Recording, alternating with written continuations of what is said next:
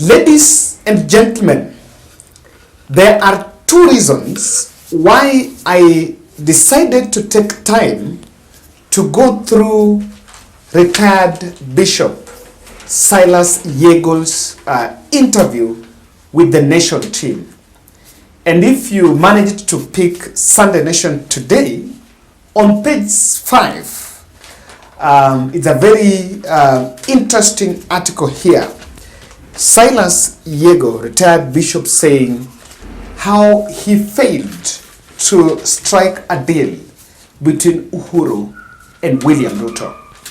So the two reasons why, and I think I've added them, there are three reasons why I've decided to pick that, and I want to package that for you in this podcast, is because, number one, this is the bishop that spearheaded Ruto and Rachel wedding.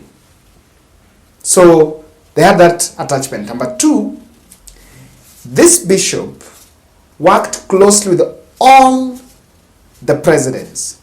And number three, he comes from Trans Nzoia. And this article is coming at a time when the current ceasefire between Ruto and Uhuru Kenyatta, some political pundits are saying some truce is cooking between the two leaders. So I want to ask you that kindly take your time and listen this podcast. I know those who are out of the country, maybe you have missed this. And so this is something I want us to look at keenly. But before that, I'm still reminding the Bold family that on Friday, Edwin Mwenda, I've been corrected, it's Mwenda, it's not Mwenda by the name is Mwenda, our the boy who was invited, was supposed to join Kirinyaga University, but had yet delayed due to finances. We are taking this boy to school on Friday. And on that regard, we are doing 100 shillings challenge to raise 100,000 for this boy. I believe if we can get 100,000, it will be able to cover all these expenses and also be in a position to make sure that we really help achieve this objective.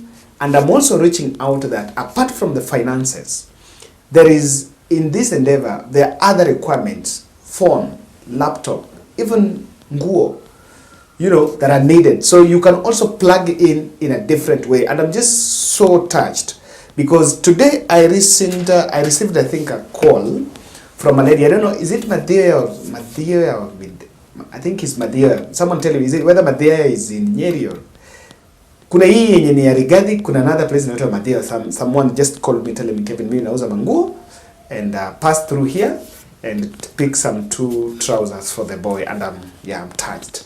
That is how society stands with each other. So on Friday, we are making sure to do this, and on that regard, we are just doing 100 shillings challenge. Kindly donate what you have.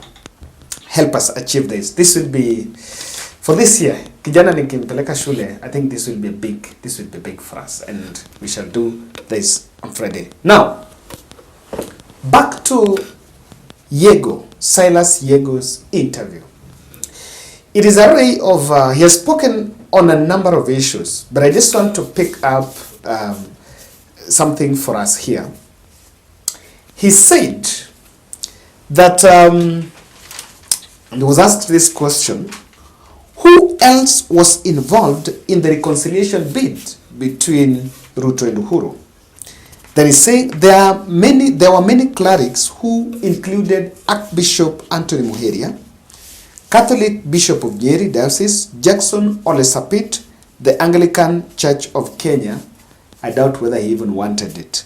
Then Philip Anyolo, Kisumu Catholic Archbishop and now head of Catholic Church in Kenya, Bishop David Oginde, that is my bishop of Sitam, and Robert Langat of African Gospel Church. And he was asked, why did it become difficult for Uhuru and Ruto to be together? And the uncut part of that interview is that he said at one point, they even agreed to bid only for one person not to show up. And he has failed to say whether it was Ruto or Uhuru. But one person, on many instances, failed to show up. But I'm not shocked about this because from what the bishop is saying, William Ruto had already weaponized the handshake acrimony. You know, there was some acrimony built on handshake to mount the 2022 presidential bid, even if Raila will succeed Ruto, he already had a script of, if I'm not getting in 2022, I'm going to give it in 2027. So that was already there. And the bishop is saying that the difference between Uhuru and Ruto is not any effort of reconciliation or the two coming together, is far-fetched because the difference borders deep business interests, political ideology, but that can always be massaged, and also personal interests.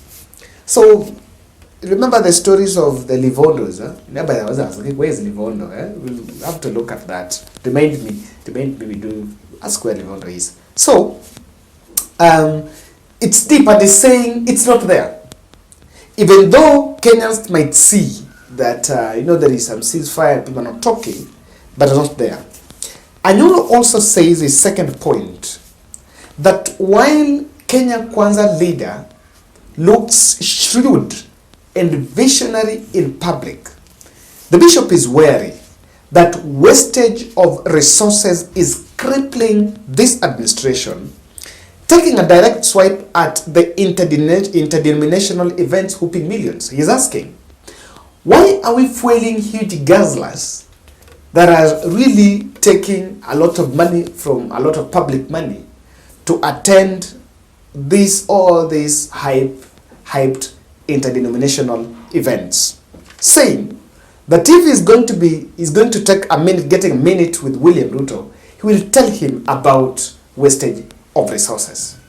I was so glad with that part, because as in the Bold podcast, one thing I've always said here is, it does not matter whether we are borrowing or we are collecting locally. The difference is on the expenditure. Ladies and gentlemen, let me tell you, from looking at the YEGO's Uncut interview, Ruto has no option but to drop anti-Uhuru chorus. Uhuru this, Uhuru that, Uhuru this has to drop. And I want to tell you today why it stopped. Over the weekend, the president was in Kiambu. Did you hear anything of Uhuru? No. It's only the guy who was in Meru that is still giving people stories about Bomas, about Raila, about Cherera. It's only the guy doing those things. But of course, I find that because he's trying to look for what can excite the crowd, there is nothing on what we have done that can excite the crowd. But if you get Bomas, Raila, you try to wipe emotions and people clap for you. And again, politicians will always not want to have a boring crowd. So, this is it. Ruto realized that the more as a head of state, he continues with Uhuru enmity, that emboldens the Mount Kenya MPs, whose only political clout is the fact that they could use the most derogative words to abuse the former president. Truth be told, people launched their political careers, especially in 2022 from Mount Kenya, because of how you can have some very unprinted words when talking about Uhuru Kenyatta. And so I realized after power, if I want to disarm the Rigathi, the Nyoros, the Ichungwas and all that, what I need to do is I stop talking about Uhuru Kenyatta. So even if we don't get along, it has to. Number two, meddling with Uhuru Kenyatta dents the image of Ruto, because remember, I normally say in this bold that We cannot change the fact that Uhuru Kenyatta was our 4th president, whether we like it or not.